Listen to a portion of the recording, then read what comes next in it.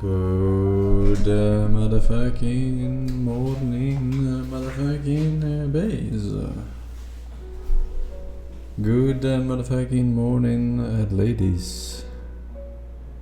How are we all doing today on this most beautiful of Sunday mornings? We good? Chilling? Gucci, Tamaguchi Kuch?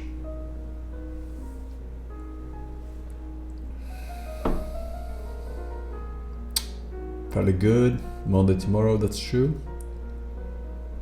That's true.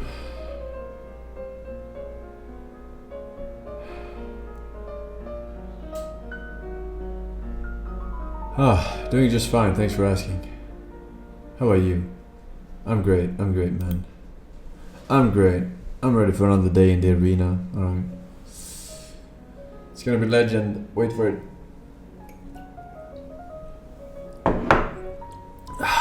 Dairy.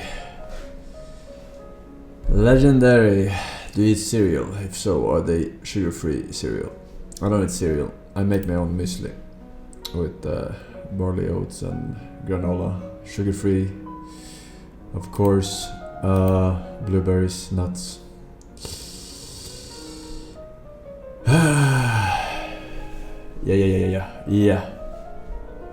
Yeah.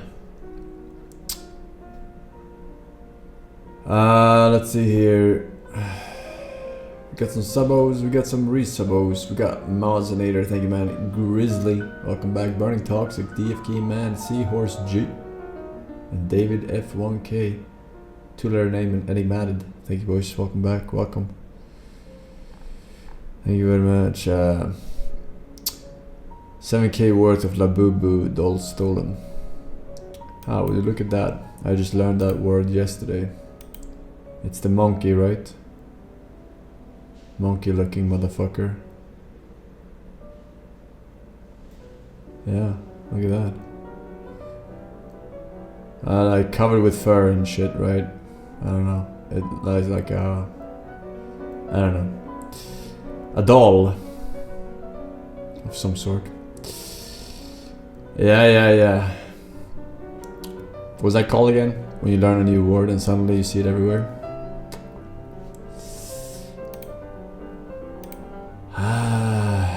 I forgot it.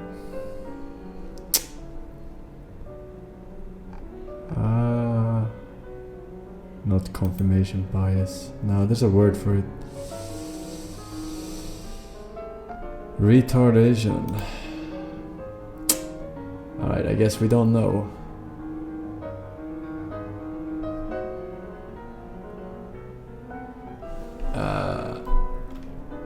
Alright. Whatever. I guess none of you know any words either. Alright. Anything cool, fresh, new, exciting? Reynard caved and put the bazaar on Steam. Little W, will you play it now?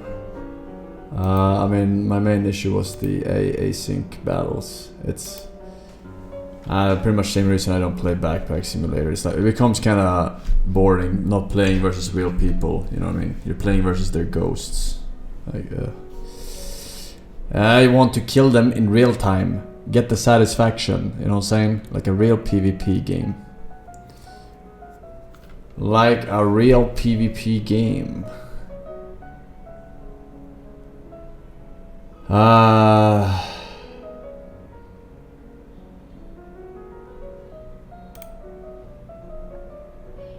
Reddit was losing their shit over your take yesterday about wars and shit. What take was that? I don't even remember. Oh.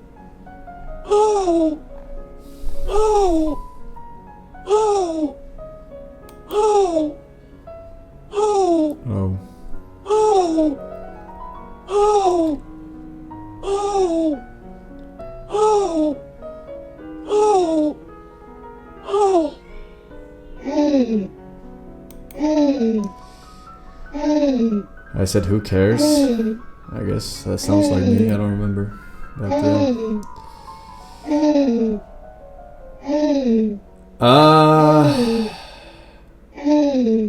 shut the hell up, man. Shut the fuck up, man. Bill Gates' bad company produced butter with no animals, no plants, and no oil, made from carbon. Apparently, thoughts. I don't even understand what I just read. He made butter with no animal, no plants, no oil, out of carbon.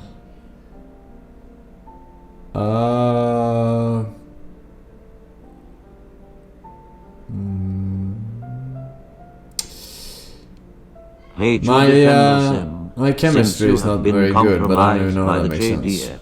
You can drop the axe and reproduce to help populate Israel. I found out my Korean femboy is due to, and I will breed him to help JD. What the fuck are you talking about? And also stop fucking resubbing with Arabic name. You fuck up my fucking Streamlabs permanently.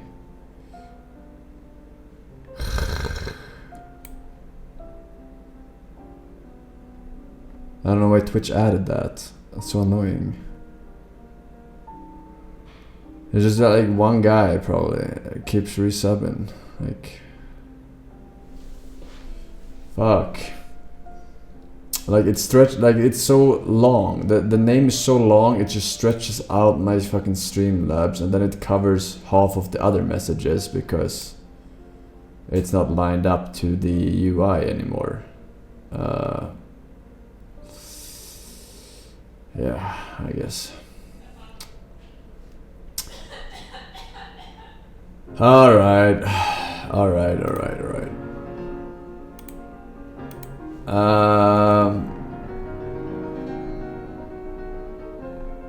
I'm trying to scroll in my Streamlabs, but I can't fucking...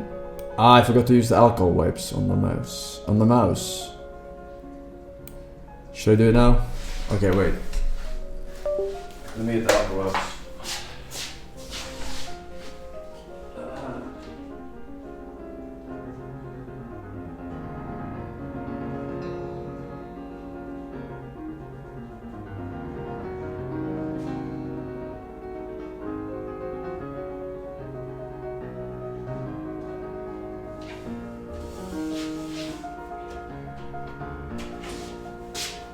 Okay, let's see if this works. If the stream goes down, it's because my mouse misclicked. Alright, here we go.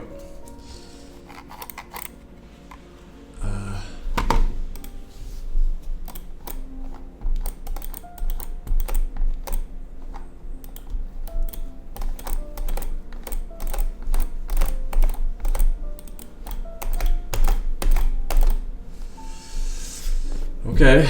I did what you said. Use alcohol wipes on the mouse scroll. Oh my god, it works. Wait. Oh my god, it works.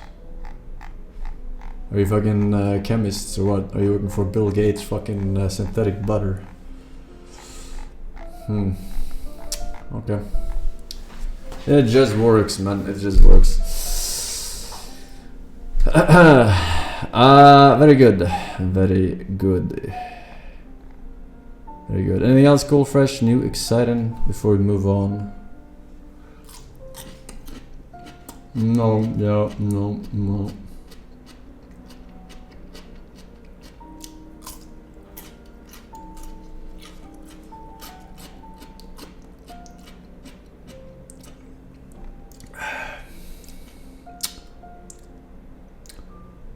Alright. Very good. Government's trying to crack down harder on internet. Not really news, but yeah. They should. People aren't supposed to be on the internet this much.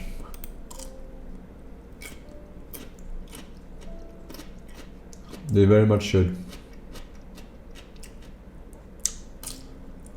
I mean, us millennials, we barely made it out alive because we didn't get the internet until like, you know, proper internet until we were like 11, 12 maybe. So we were spared, but I mean the next generations are just fucked. They have internet from the age of fucking 3 on their fucking iPad, right? It's done. Donezo. We had dial-up. Yeah, but dial-up you had to limit your time because it's expensive as fuck, right? Bare minimum.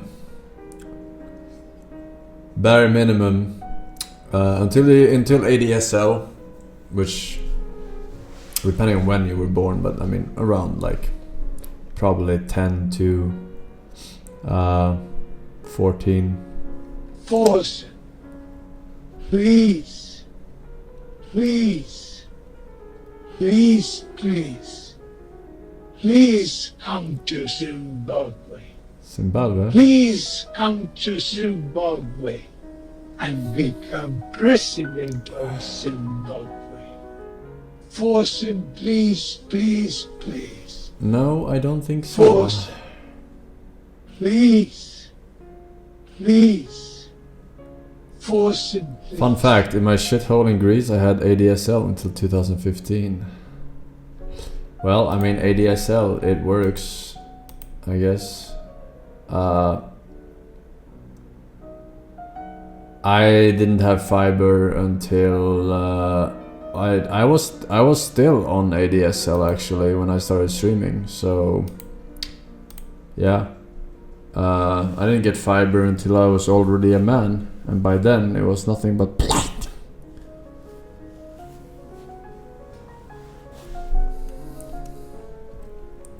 But yeah, I mean I guess we have more powerful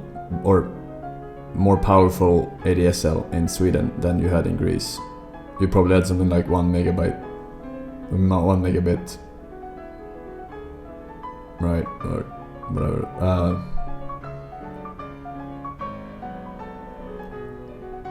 Megabyte, whatever the fuck. Alright, let's see here. We got some links, chat. Are you guys excited for some links today? I think you are. Grizzly, Burning Toxic, I read that. Mouse and Ader, 5 years actually. I missed that. I almost missed that actually. You thought I forgot about you here. Here's your fisting, sir. Enjoy the badge. Forsen. 1 per year. Thank you, Mr. Force. Thank you, sir. Welcome back. Setfire, HBI, Venom, Jake the Donk, Sinatari, Carablast, Thermite, Throwing Ninja, only 5 head plays. Thank you, boys. Welcome back. Alright, links. Reality check for Nina pepeLaugh. Get her to watch this, Mr. Force. No, I don't think I will. I was joking. I know you have no authority in your household, lolly.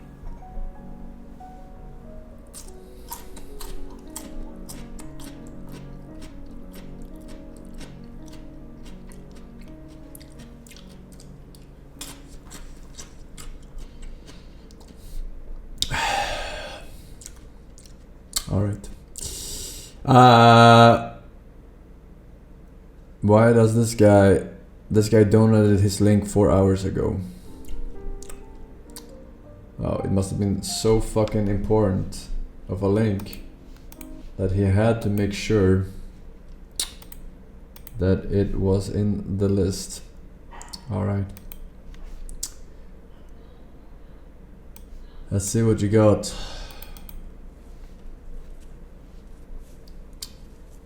Bro, are you the same guy who linked the other fight and I was like, we've already seen this?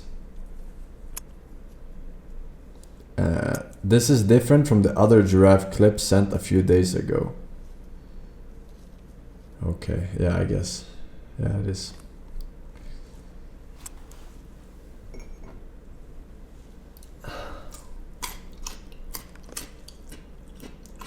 What is this super kicker?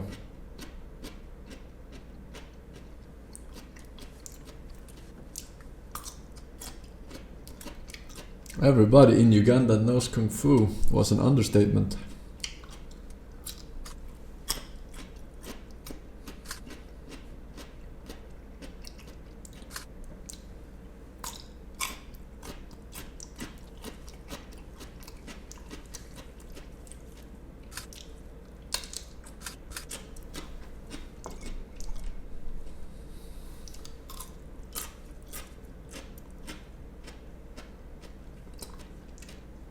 I'm eating pickles. Pickles.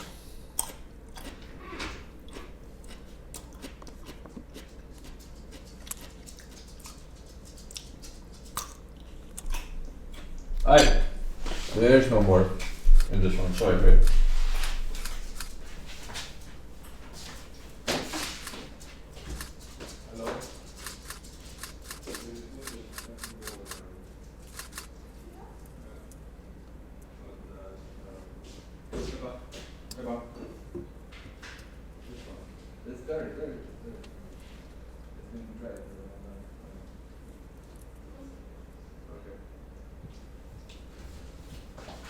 Ah, fuck.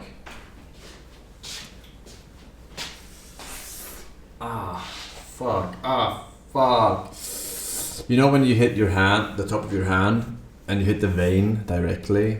I don't know if you have visible veins, but like hit it and it's like really cringe. No? Okay, well I can tell you it's very cringe.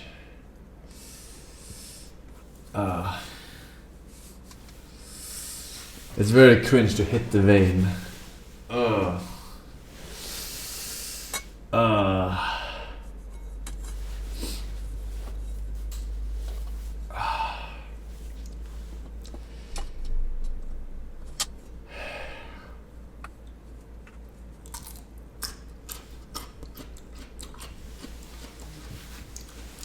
Similar to elbow nerve.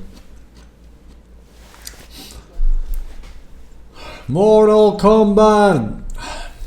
Okay, we get it. The champion of Africa. I'm so excited. Oh my gosh, I love Cheesecake Factory. I know you do. What are you so excited to have first? You're so sweet. I have my favorite. I did get your favorite. See, this is how you say. Ooh, What? we're recording. I love you. Aw, do you love me? I do. No, you don't. Oh, I love You don't like me. I I'm love fat. you. No. I'm You're fat. not fat. Do I have a double chin? No, you don't. No. Aw. You like me? Yeah. No, you don't. I love you. You don't like me because I'm fat.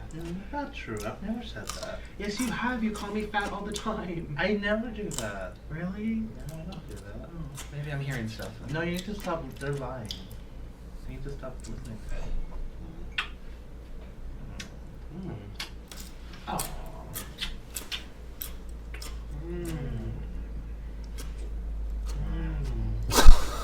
What? What? Let's do a nice kiss. Okay, chat. I am going to eat now.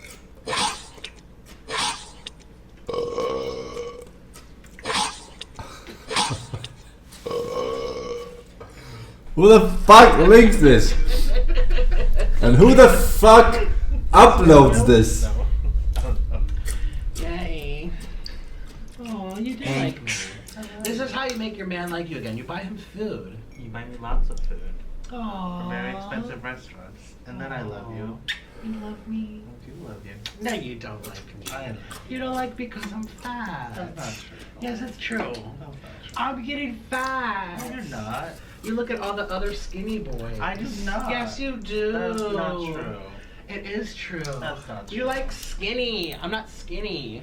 You're not fat either. What am I then? You're just full figured. Full figured. No. You're not fat. No. Oh, you Not like fat. me. Dude. Oh. Come on, dude. My baby. I'm gonna feed you good. I'm gonna feed you very good. Are you gonna get the funnel out? The funnel. Shh. We need bond ties. Stop it. Oh. We love each other. No, get your hands out of there. Get your hands Oh. out. I feel loved. Oh, you're I'm so happy. cute. I'm very happy. Mm, And if you're happy and you know it, sure. I got you a cheesecake. Oh, thank you. It's my favorite. You know, I never had cheesecake until I met you. Oh, really? You're such a good influence. Thank you. Thank you. Oh. This is so utterly cringe, man. This is so Okay, cringe. let's eat. I love you love too. Oh. My baby. Oh, you're getting so squishy. You're like a big teddy bear now. I like the marshmallow. I like marshmallow. Squishy. Squishy marshmallow. I like... Okay. Okay, when it comes to the kinds of foods to avoid or lean into when dieting for fat loss, what are the things that you think people often overlook? What are the things that are unnecessarily demonized? Where should people be putting their attention? What's the best food groups to make fat loss easy? Yep. Raspberries are great. Blueberries will kill you and they're terrible. Next question. What the fuck did you say? Best food groups to make fat loss easy. Yep. Raspberries are great. Blueberries will kill you and they're terrible. Next question. Blueberries will kill you? Is it As far as specific foods, short of like eating He's trolling, soap right? or poison, there are really no individual foods that are bad for you. And there are no individual foods that stall fat loss. There have been foods historically that have been demonized, not as individual foods. All of them have gone through the ringer at least once, but food groups. Sugars. People will say sugars are bad for you. It's just categorically false to say that. Sugars aren't bad for you. Sugars are no more prone to adding body fat or making body fat loss any more difficult. It's a non-starter. In direct evidence, in theory, the whole gamut. Nowadays, it's fun to poke fun at sugar and at carbs. Back in the 80s and 90s... I hate that people don't get this terminology, right? Like, when people say sugar is bad, if they have 1 ounce of intelligence, they will be referring to added sugars, right? No one's saying don't eat a fucking blueberry, or no one says don't eat a fucking banana, or whatever. They're so brain that they're just parroting the fucking internet with this fucking fruits contains sugars, carbs are sugars. Like, it's so fucking exhausting. If you told... Like, it's exhausting to say every time added sugar is bad for you, so we just shorten it to sugar is bad. someone you were health conscious, and then you put butter on something, they were like... But then this guy who fucking just reads the copy pasta on internet thinks he's You were fucking delusional. Because everyone knew that saturated fat fucking especially, scientist. just straight up killed you where you stood. And you were never going to get lean eating a diet high in fats. They were also wrong. Calorie balance is so king that it doesn't discriminate hardly at all among food groups, fats versus carbs, none of that. So the myths of fats are too high, or carbs are too high, or sugars are too high, they're just that, myths. However, a very important thing to consider is the palatability of your food and the fullness factor your food gives you. Because hunger's a real thing. So, you want to choose food when you're dieting for fat loss, creating a caloric deficit, that does at least 2 things for you. 1, it's not so damn delicious that you just want to eat more and more of it. And if you don't, you're just suffering. Like, if you were deep into a fat loss diet, and I was like, hello, Chris, would you like a Cheeto? You'd be like, don't. Why? Because as soon as one of them Cheetos hits your lips, paradise. You know, purple angels flying around, it's better than acid at that point. You just want another Cheeto. So if you're on a fat loss diet, something bodybuilders discovered a long time ago, and a gentleman named, I'm going to butcher his name for sure, Stefan Guyenet, he says pronounced like DNA. I would just say Guyenet, because I'm American. Woo! He, I believe, coined the term, or at least exposed the public to it, of something called the food palatability reward hypothesis. Properly couched as a hypothesis, so he's Not a really theory. the fucking man. Okay. And it basically says something baffling when you think about it. It's ultra simple and explains most of the variants we've already talked about with obesity. When food is really tasty, people tend to eat more of it and they get fat. And they just want more. And if you have tasty food, but you've relegated yourself willpower style, like a good person, to not eating it, you're just going to be more miserable. Oh, fuck. You ever smell cheeseburgers being I forgot to add my nuts. made while you're in the single digits body fat? You're like, dude, if there was an entire family of people between me and those cheeseburgers, like, insert politically Boom, correct. boom, To boom. shoot them. I'm gonna eat my way through This dude, them. Mike Israel, recently said he uses ChatGPT and cries every time because it's so thoughtful and kind, and he thinks making AI is creating God. My man. So basically, if you're dieting for fat loss, try to have foods that aren't like exotically delicious. I believe you. Veggies, fruits, whole grains, lean meats, not a ton of sauces, not a crazy ton of flavor. And here's the really fucked up part. It's going to be completely counterintuitive.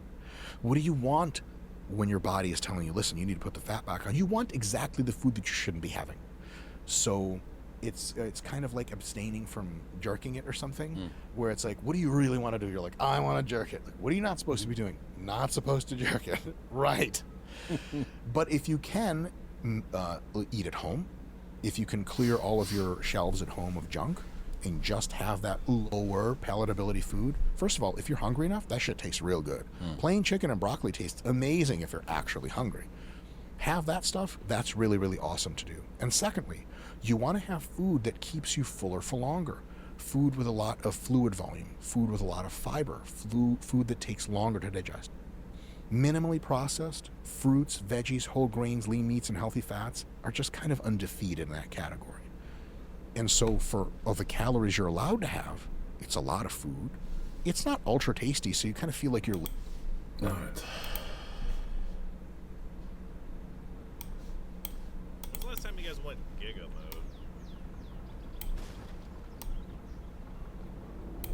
I'm just gonna... Very good. Yeah. Turn down volume in game. Yeah. Yeah.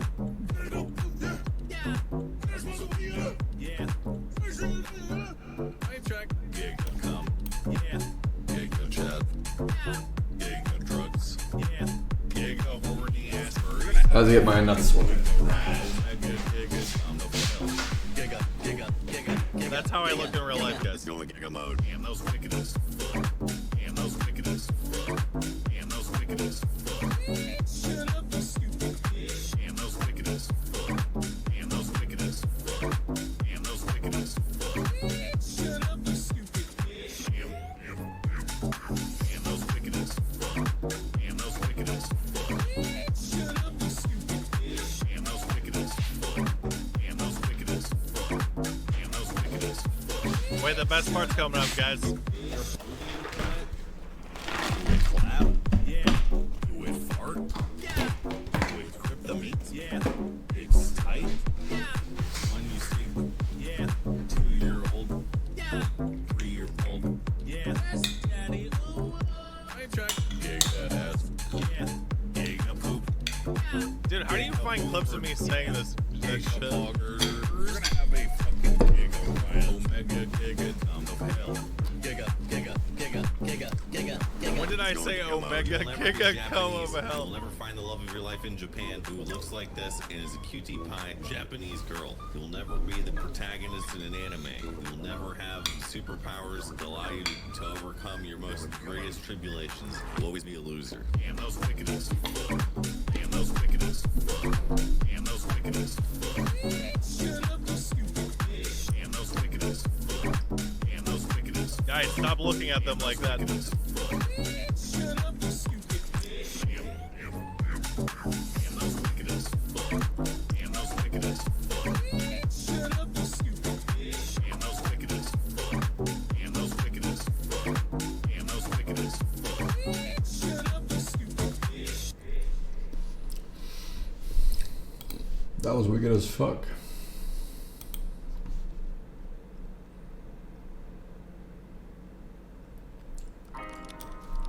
Is criticizing Israel anti-Semitic?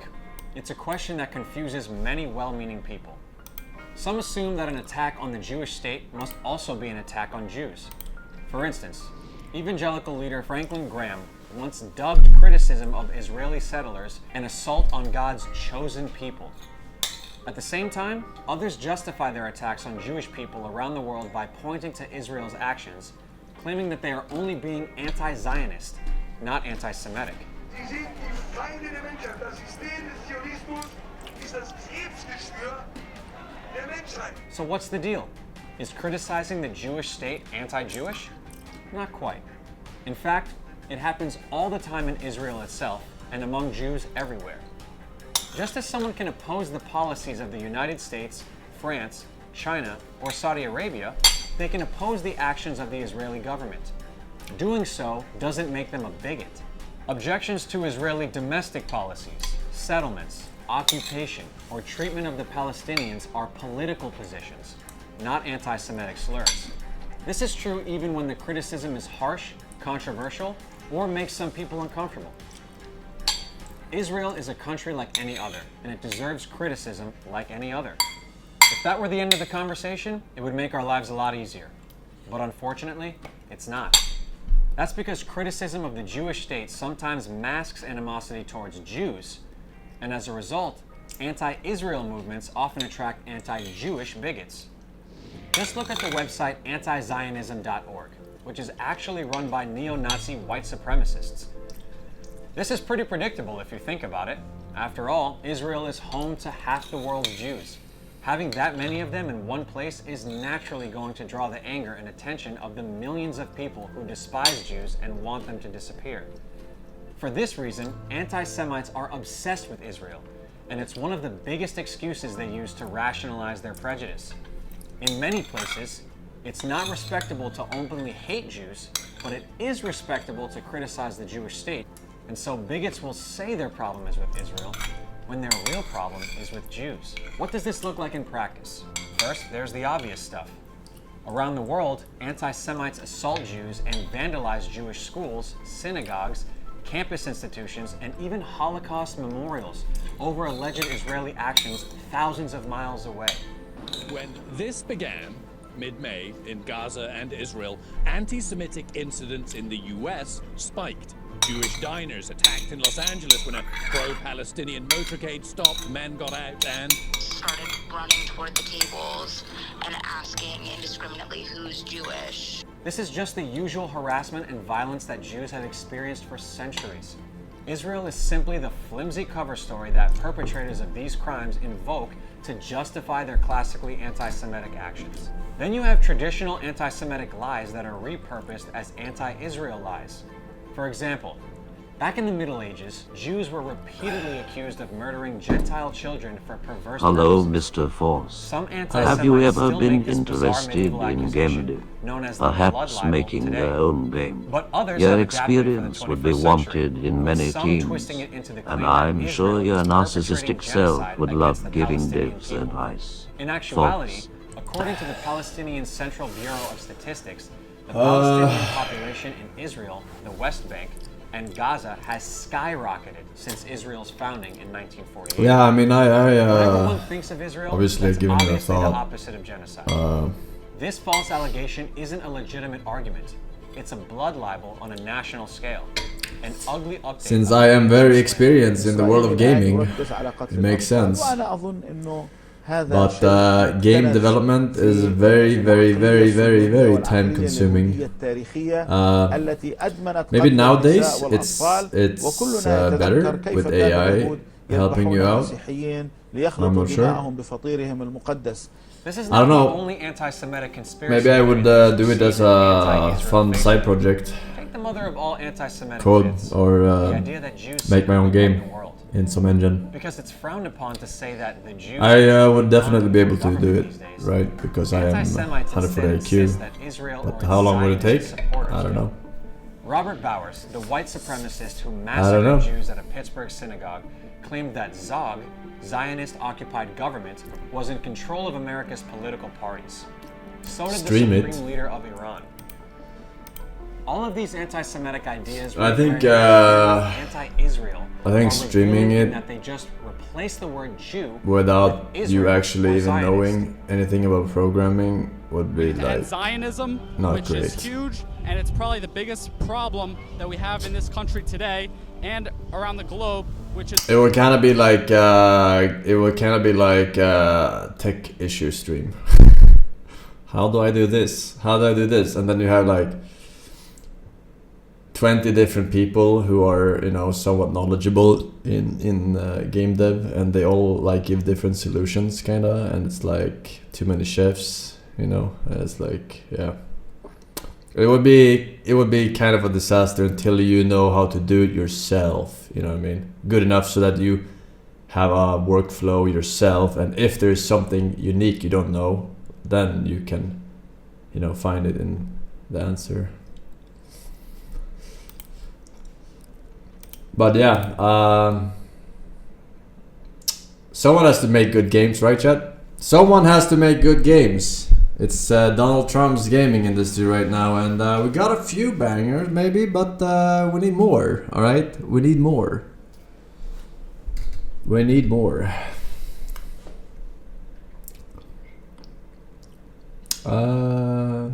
Jake the Donk, Sinatari, I read that. Tom XH, Kobe Singh Bryant, Camp Faf OW, Joseph GM, thanks for 7. Camp Faf with 7 years.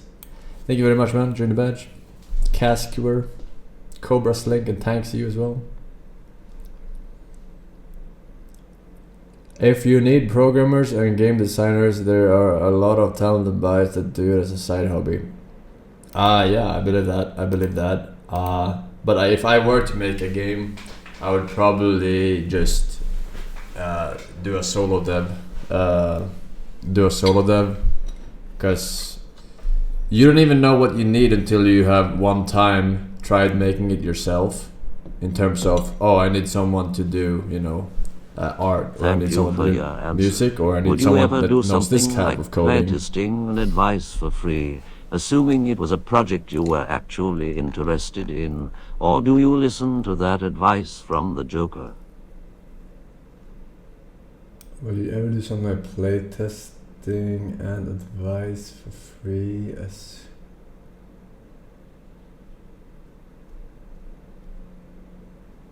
Oh, you mean playtesting a game and giving advice for free if it was something I was interested in? I mean, I do that all the time on stream, right?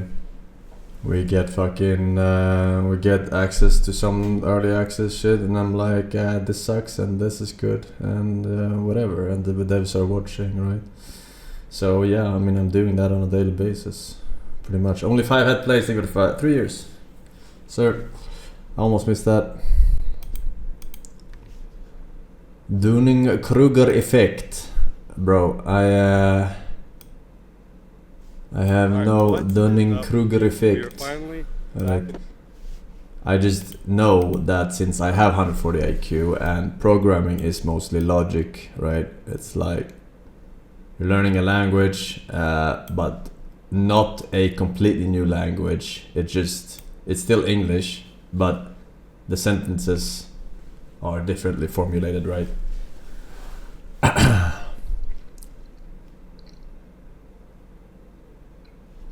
It's still like a version of English, right? I don't think there's a single programming language that aren't using English terms, right? Like if, else, yada yada. And they're just formulating the sentences differently. In America, I was on a 2-week hiatus. You need to learn math. Had my Motherfucker. Technically, I've already been married for like 2 years. I have advanced math, okay. Wedding, rather than just a courthouse celebration that we had before. We're down to Italy. Like people there. Then we did a little trip to Austria. And you don't really need to learn math. You only need basic fucking math to the programming, okay? Because most of the physics are already built into the engines nowadays. There with Bradley, and then we went to Paris after that. It was a great trip, but I don't recommend traveling with a toddler, especially like 15 months when she'd just become a toddler and she did not want to sleep. She got sick. We all got sick. It was chaos, but it was honestly really nice to have like intentional time together. I can finally wear a ring now. I've been married, but I haven't worn a ring because we wanted to have the official wedding to do this. Not to get super cheesy with you guys, but it's had me reflecting a lot about like love and marriage and all that kind of stuff. And I feel like there's a lot of skepticism amongst people that I talk to around it. No further links, by the way. People, which makes sense given like divorce rates are like just under 50% now, which means if you're in a relationship with 2 people, I hope, or maybe you're by yourself, or 3, I don't know, then the odds are even higher. 50% chance of divorce rate, there's a pretty much a high rate that one of you guys' parents had a divorce, so your idea of a relationship ends in divorce. If people don't trust institutions, no one trusts the government. People don't trust religion. People don't even trust family structures anymore. So it's become this like negative thing around it. But we live in a society that really like pushes like individuality and like self-made, selfish pursuits, like gain, make money, do stuff. Especially like men even are like, don't be vulnerable, don't lean on people, like be the strong person who provides, but don't need anything, just don't need anything ever. It's like this whole mistrust of things, and I feel like that's trickled into like marriage. And even if it's something that's broken in our society, I don't think there's something that's wrong with it in that sense. I think maybe our society might be hurting because stuff like that is broken. Long-winded way to say, having the wedding, writing our vows, having the moments of just like so much focus on love, I feel like it made me really reflect that like the most beautiful thing I've really built in my life is my marriage and my relationship with Courtney, and everything is gonna fade. The body that I build and work for every day, the money you make, the business you have, it all fades. But if you do it right, your relationship Why would it fade? is the one thing where at the end of life, it is at its strongest, best point ever.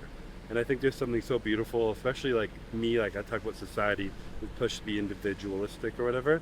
That was me. I was like convincing Old Courtney when we were age. young that you don't need anyone. Yeah, but he said You don't need money and anything. your business. Relationships are nice, but It you doesn't don't have to need fade a ever. partner and all It can this be at stuff. the peak when And you die. learning over time, especially with her help, of like how important and helpful it is to have someone that you trust in every capacity to like lean on when time gets hard, and to share everything that you have going on with. It's everything in life. And when I really think of like everything I have going on in my life, if I lost all of it, It but means I that if you get family, old and die, the money great. won't matter or There's so come with much, you. like, Neither will peace your in my wife. heart and safety and security that I have in that. When you die, you're I dead. just think it's something that so many people are missing, and it's hard.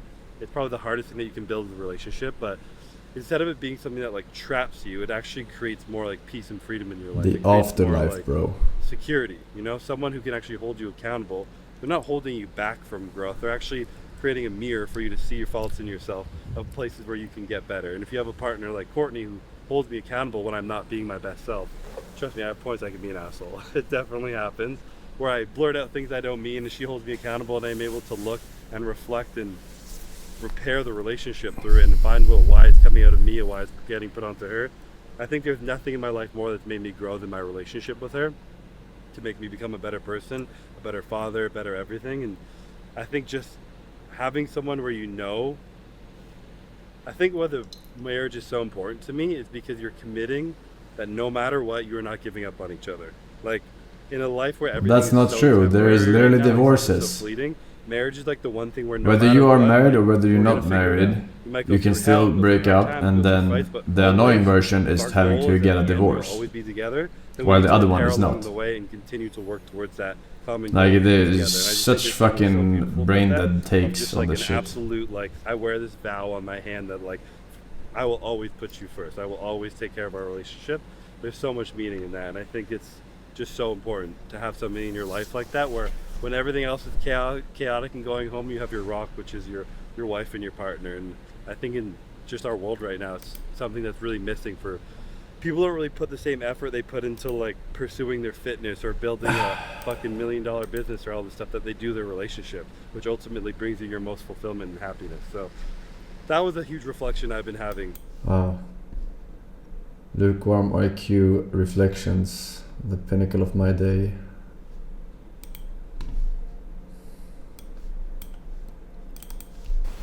Hello, Sunny Bonani. As I said, Sunny Bonani, all of you, I greet you. If I say Saubona, I specific to you, Saubona. Today, the quick one. Let us learn how to greet someone in KwaZulu-Natal or someone who spoke Zulu. If you want to learn some few words like the basic, join me on that one. The first one, hello. In my language, I will say, Sawubona. Sawubona. How are you? Unjani. Unjani. I am fine. Ngiyaphila. Ngiyaphila, which means I am fine. Thank you. Ngiyabonga. Gia bonga. Come here. Come here. Woza la. Woza la. Come here. Stop. Stop. Ima. Ima. Let's go. Let's go. Asambe. Asambe. I am sorry. Write it down, it'll be on a test later. Gia Kolisa. Gia Kolisa. I am sorry. Start and finish. Start and finish. Kala qeda. Kala qeda. Kala start. Finish qeda. I love you. Ngiyakutanda. Ngiyakutanda. I love you. Me too. Nami futi. Nami futi. Me too. Alright, I hope you learned something. pepeLaugh, thank you for the 4 years. Fist me please. Yes sir, man. Welcome back.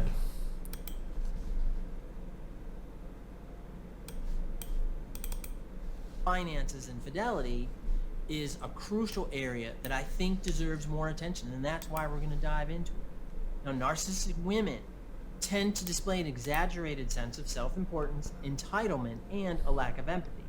Now, these traits can lead to a host of problems in relationships, including infidelity, financial abuse, and manipulation. So we're going to explore the impact of female narcissism on relationships, and I'm going to provide insights into how to identify and cope with such behavior when you see this stuff.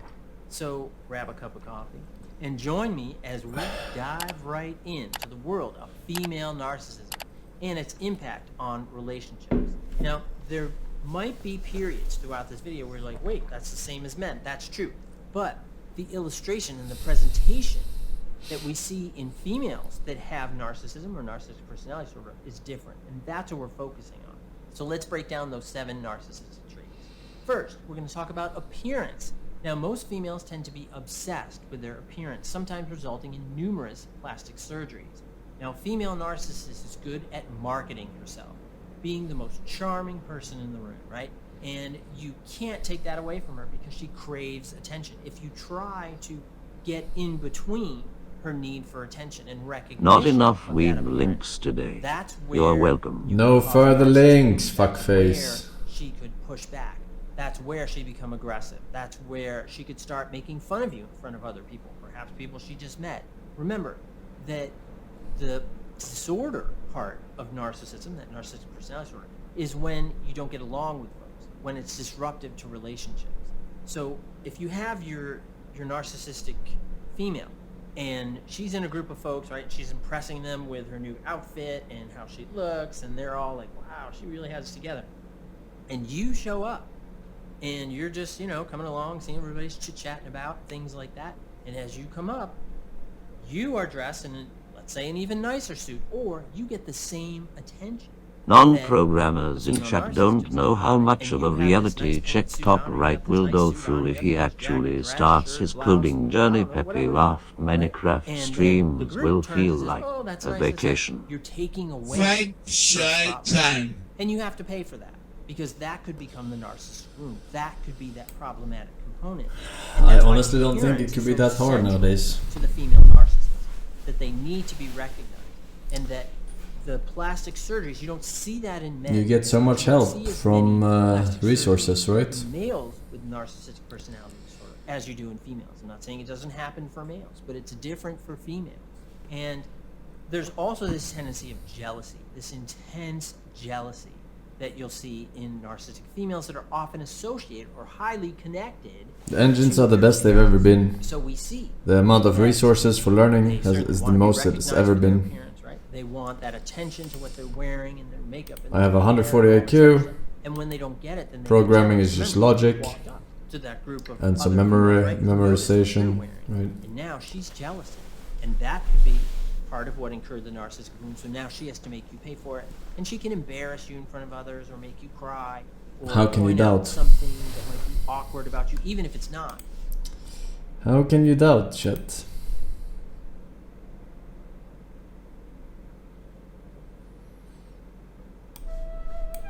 This is Japanese scriptwriter and novelist Takeshi Shudo. Shudo was the head writer for the first 5 years of the Pokemon anime, as well as the first 3 Pokemon movies. His creative process was fueled by alcohol and tranquilizers, and in the last 2 years before his death, he became obsessed with the only Pokemon he ever created, Lugia. The full story behind the diving Pokemon's creation is a long and complicated story involving substance abuse, seizures, and contributions from just about every corner of Pokemon bureaucracy. To get the full picture, Did You Know Gaming searched through hundreds of Shudo's Japanese blog posts and translated everything he ever wrote about Lugia, along with some leaks and several other key documents. But before Pokemon we dive leaks, into Lugia's bizarre origin story, let's talk about where Lugia wasn't created, at Game Freak headquarters. In retrospect, it almost seems inevitable that Lugia would appear in Pokemon 2nd Generation, especially since Lugia's place as Silver's box legendary is nothing short of iconic. But Lugia's inclusion in Gen 2 wasn't originally part of the plan. The earliest builds of Pokemon Gold and Silver were shown to the public only once, at Space World 1997, an E3-style gaming expo held in Japan exclusively for Nintendo products. Gold and Silver's 1997 demos were very different to the game's final build, taking place in a region based on the entirety of Japan, and containing lots of Pokemon that eventually got cut from the game's final build. But after the expo, Nintendo and Game Freak locked those demos away in their vaults forever, leaving fans around the world wondering about all the secrets and lost Pokemon inside. It was one of gaming's biggest mysteries for over 2 decades, that is until 2018, when a hacker going by the pseudonym Wacko broke into Nintendo's servers and stole tons of development assets. Before getting arrested, the first thing they leaked was the now legendary Space World demo. Fans marveled at all the newly found lost Pokemon, but one very important Pokemon was missing from the Pokedex, Lugia. Later leaks stemming from the same hack revealed that Lugia's first appearance in Gold and Silver's development was dated June 1999. According to Shudo, that's because it wasn't Game Freak who created Lugia. It was him. He came up with Lugia specifically for the second Pokemon movie, which released 1 month later in July 1999. When he created Lugia, Shudo originally thought it'd remain exclusive to the film. In fact, he was actually surprised when it appeared in the games at all. Toward the end of his life, Shudo wrote on his blog, "Since Lugia was a Pokemon I designed myself solely for the new movie, I was surprised it ended up getting used later in the games and TV show." Actually, Why are you surprised? It wouldn't make sense if there was a Pokemon in the universe that was nowhere but one movie. Like, that would not make any sense. Is this guy fucking retarded? I thought of Lugia as a Pokemon exclusive to the movies. By modern standards, Shudo's expectation that Lugia would be a theater-exclusive Pokemon seems absurd. Of course, that's what I said. Of course.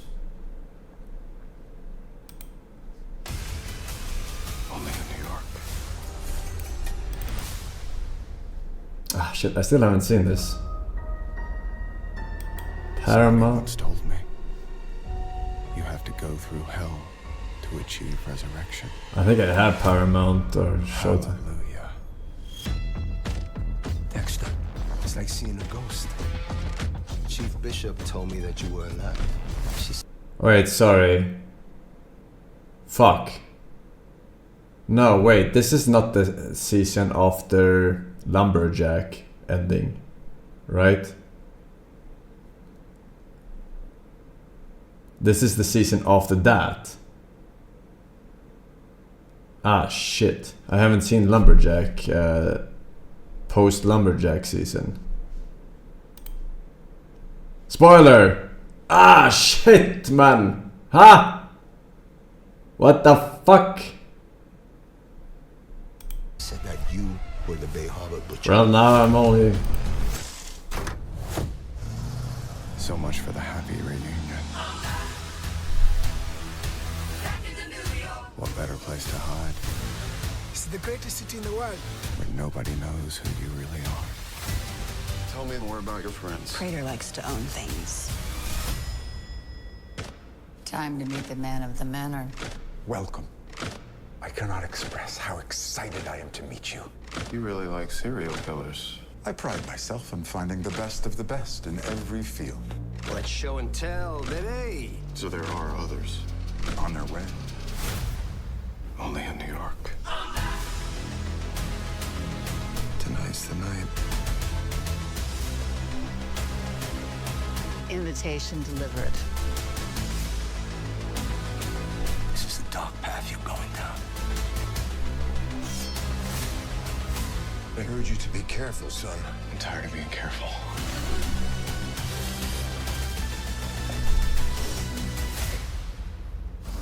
What do you think?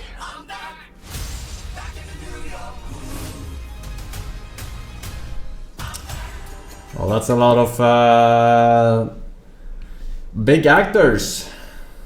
But I haven't seen the other season.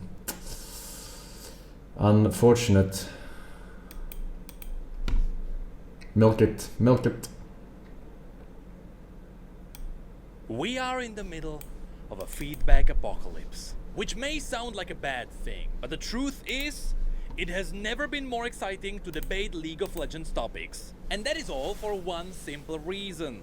Drew Levin, also known as Riot Just a Capybara, decided to open himself to the public channels. Now, in case you are not sure who this person is, you may remember him for his classic gag from one of the dev videos, where he was hiding in the background and with every cut he was getting closer and closer. Also, he is the product and strategy lead for League of Legends at Riot Games. This means that he is not a technical developer, meaning that he can't fix bugs for you. He's also not an artist, meaning that he can't make your favorite skin. And he's also not on the balance team, meaning that he can't buff your favorite champion. But he is the perfect connection between all of those, meaning that if someone has an issue, he probably knows the guy who can deal with that.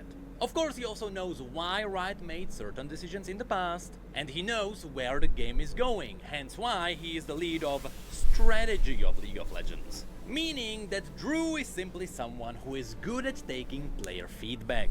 And on one fateful day, he just decided to do exactly that. It all started when Drew started opening wider questions on Twitter, with one of the prime examples coming from this debate. This is a thread with the context of creators purposefully playing Smurf games for content, even if it is educational. I'm not a fan of unranked to challenger climbs personally, but I definitely disagree that it can't be educational if the streamer is making that the intention. Having them explain their thought processes and decision making in lower elos is really helpful. If they are just perma-going for outplays and solo killing worse laners for fun, that's different.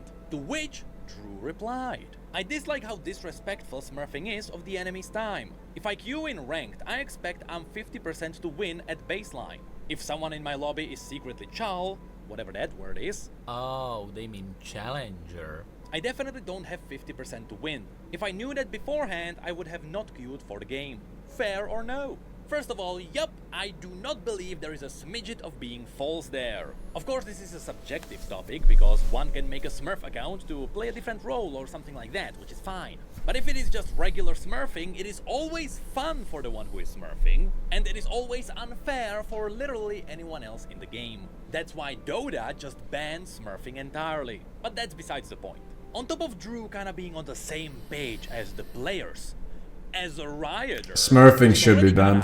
Unexpected. He also opened up the debate by at all times. Question, fair or no? And this was immediately followed by a lot of players engaging with this. It just ruins matchmaking. Normally, all the bots and all the people who try to make money on Twitter, I guess, Smurfing is for people with ladder anxiety. to farm engagement. Oh no, I'm switching role. I'm gonna drop MMR. I better smurf. Like, just man up, man. This is me. Just tank until you get better. On that one tweet. And I'll be honest, this was always unheard of. I don't think we've ever had this level of feedback from a rioter. But this was only the beginning. The apocalypse. The whole MMR system is based on people not smurfing, so it just like ruins fair play. Feedback on the issues that they care about. Can we give Neela a 35 jungle clear so I won't see her in bot lane anymore? My queen belongs in top lane. All her voice lines are about killing monsters the size of mountains, and her passive logs her in lane where she just In Korea it technically is, because they have to verify their accounts with their passport. Fun with that tweet alone. Do you have any info when the dev block is dropping? I do, but it's the comms team's place to talk about that kind of stuff, so I'll leave it to them. You can also just have someone asking about Frozen Mallet, and Drew will just meme, but also accept it as a serious discussion. Now, if you're actually someone who would tweet game you, well, Drew is not afraid of punching back in the most passive-aggressive, polite way. One similar conversation also happened with Watley, who took a quote from a writer who was saying that players shouldn't expect big changes to gameplay outside of season start, which makes sense. Riot said multiple times they don't want to shake out the meta too much in the middle of the year because of Worlds, and I'll be honest, from my point of view, the current system actually works. It just works. OP with a lot of class. Huge respect. And it all continued exactly like that until the funniest conversation happened. Hello, Riot Frogzone and Riot Freak. Can we please fix Ashe? This is her weakest state in her entire patch history. And crit ADCs in general are weak as fuck. Revert the crit ADC and crit items nerf ASAP. Your last two Q volleys where you moved toward Vlad while having Leona on screen walking toward you were extremely illegal. And killing Vlad would have made zero difference because you cannot stand there. Yeah, just watch this back. There are fully 3 seconds where you are declaring attacks instead of walking in the opposite direction of Leona, after she's walking at you with intention. I have item lead with armor pen, dodge the CC ability and still can't kill cause frost shot crit damage scaling is absolute joke. Season 14 Ashe kills there 100%. You flashed away from her when W auto is lethal. And then your W is out of range and you drop the vision with 2 seconds left on trinket. This also seems like mismanaging space. Plus now you don't have flash to re-engage. It's important to stand in range of enemies when auto-attacking them. Wait, and then you just try to phase her up instead of backing away under turret when she's coming back with shield and rotation up, and you are out of resources? Did you really mean to post this video? I'll never post a clip complaining, because if Drew cooked me like this, I might delete my account. I can assure you that is 100% the champion's lack of balance due to it being extremely underpowered. I've been playing this champion for long enough to know all that needs to be done to fix Ashe is right here. Win rate across all tiers seems well within reason to me. Slight elite skew. Maybe you're not accessing all of her power. A rider using maybe you are not accessing all of her power to call someone at their one trick that they think is too weak is beautiful. And so Drew just kept going and going. And I'll be honest, I don't think we have ever seen this level of direct feedback from Riot. It is almost incomprehensible. But that, of course, meant that eventually, if you have followed any kinds of League of Legends topics, you'd realize... Do you have win rate percentages? Is that like public in League? Like Ashe has overall 50% win rate, or 51 or 49%. Is that Drew Levin, Riot...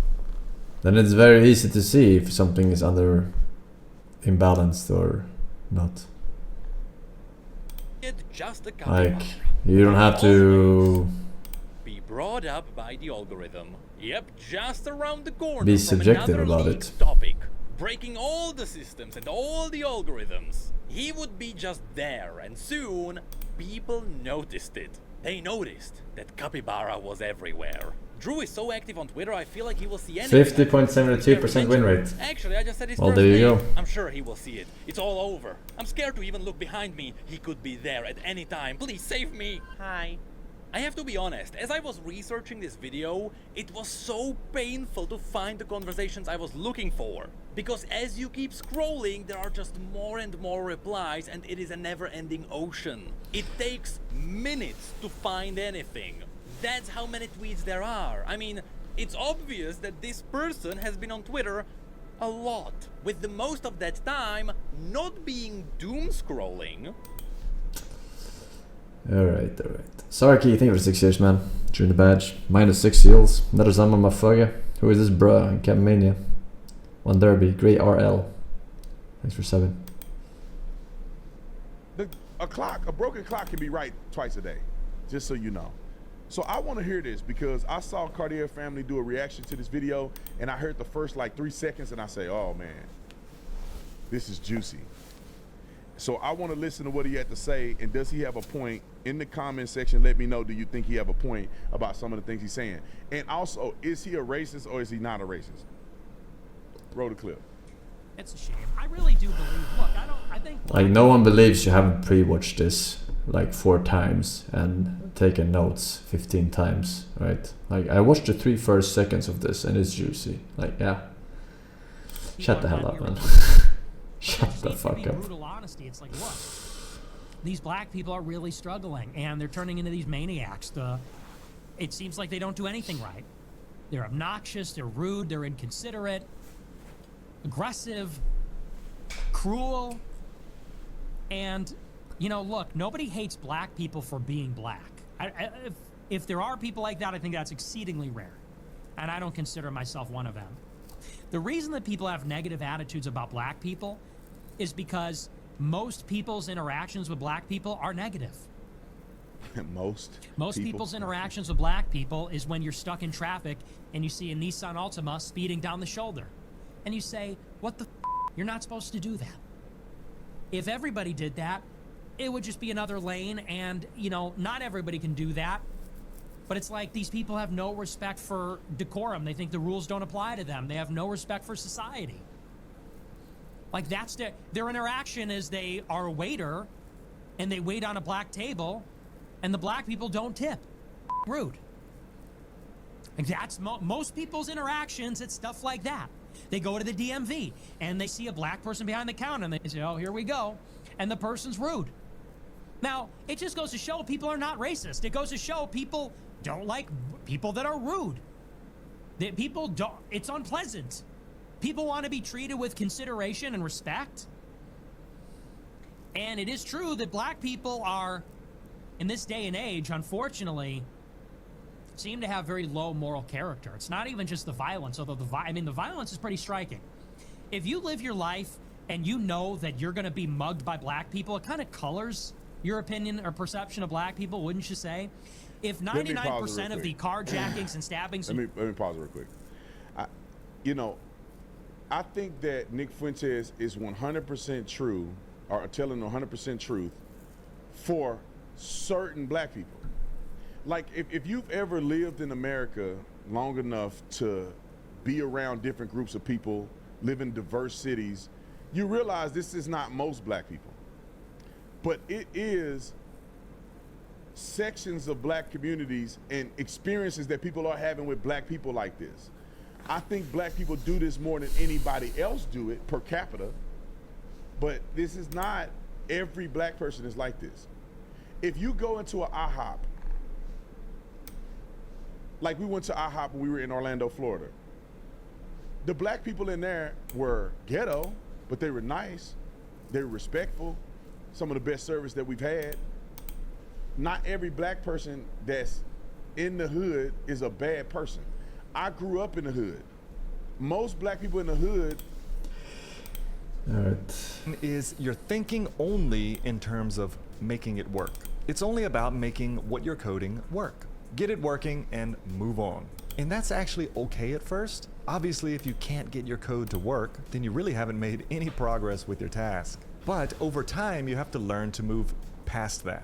And in actuality, it all starts before you even write code. When you're assigned a task, instead of just firing up your text editor and coding and making it happen, you need to make a number of observations first. Get a notebook, lay out what you're building, what it is you're building, what your requirements are, which often leads you to gathering more information that you didn't know, that's important, and ultimately having a clear understanding of what it is exactly you're doing. And once you have this mental process of what you're doing, think about how it fits in the current code base, like what constants or existing code you can Top tie right your code vibe to coder. keep I don't know what that means, rethinking man. things. I don't And know then what vibe consider is. the I mean, I know what vibe readability is. of your code, The word the vibing. maintainability of your code, and the scalability of your code. It's more than just making it work. The second sign of an inexperienced, non-traditional dev is that they make huge changes to the code Use base ChatGPT to make meaning code. Your pull requests are too big to make sense I mean, of. They're too big for I've any never asked meaningful ChatGPT comments or for code, so I remediation. guess In I'm not checking literally your not code a in live often, coder. You can introduce problems that are harder to diagnose because of all the changes to the code base that you've introduced. I've A never pull written request code. should really just have one Period, I cohesive guess. feature that you're working on, not multiple. And if that feature is big, then perhaps it should be broken up into multiple logical parts. So commit often and make sure to test each commit. If you've sketched or planned out your feature first, like I just mentioned, you probably have ended up with a checklist of steps to get your feature working. And every time you check off a step or a task, test it and commit it. And once the feature as a whole is fully working and tested, then push your code up and create the PR. Here's a good example that I came across. I commit every time I finish a unit of work, but don't push my code to the server until the feature is fully complete. I'll try to elaborate with an example. Say my job is to develop a login system for some website. I would write my class for a user, then commit. Then I'd create the HTML form to accept the username and password, and then commit. Then I would add the appropriate validation, making sure the password's long enough, making sure the email's valid, things like that, and then commit. That's 3 commits. This could be 3 commits in one day or spread over multiple days. It depends on how long each unit of work takes. Once everything is done, I would then merge my development branches into master and push to origin. You actually don't want to do that. You want to push up your branch and create a pull request to be reviewed and then merged into master by somebody who approves that. I would never ever push code that would cause a crash or break the build for a project. Obviously, especially if you're collaborating with others. So if you're in the middle of writing a class but haven't finished typing out a function, don't commit until everything is done and you can successfully build. So if you planned out your work and have some sort of checklist, you would commit at each check mark. The main thing here is don't write a bunch of code and then push it all up at one time. That's a no-no. Number 3 is that you're always learning new programming languages or frameworks. I think all of us have fallen victim to this. Whether it's the hype of a certain technology, or you just decide one day that you want to master something completely new just for the challenge of it, it's really a vain pursuit. Why? Well, I'm all for you being a constant learner. That's a good thing. You actually have to do that in this industry. You have to always be learning. But the question is, what are you learning? It's much more beneficial to be learning and mastering the concepts of programming and how things are really working than learning many different languages. Which, to be honest, each one's just a new syntax. It's just a new language. Why do that? If you really understand the concepts that underlie programming... Because some jobs require you to be proficient in different programming languages. So it's like, it makes sense to have that in your arsenal. You know, if you ever want to swap to another studio or another project or whatever. Either way...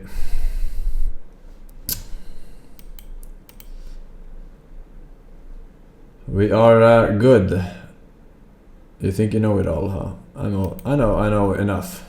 And what I don't know isn't important. No further links, Your Honor. We're done. No links. No more links. Thank you. Alright.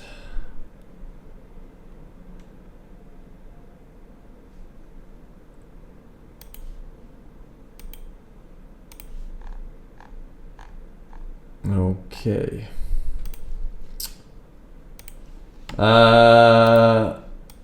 Let's go. We started, for those of you who don't know, we started Mafia, new Mafia game yesterday. New Mafia game.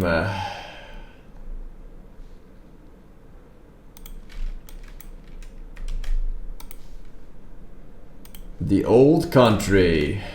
The oldest of countries. Not as old as your mama, but old country Mafia.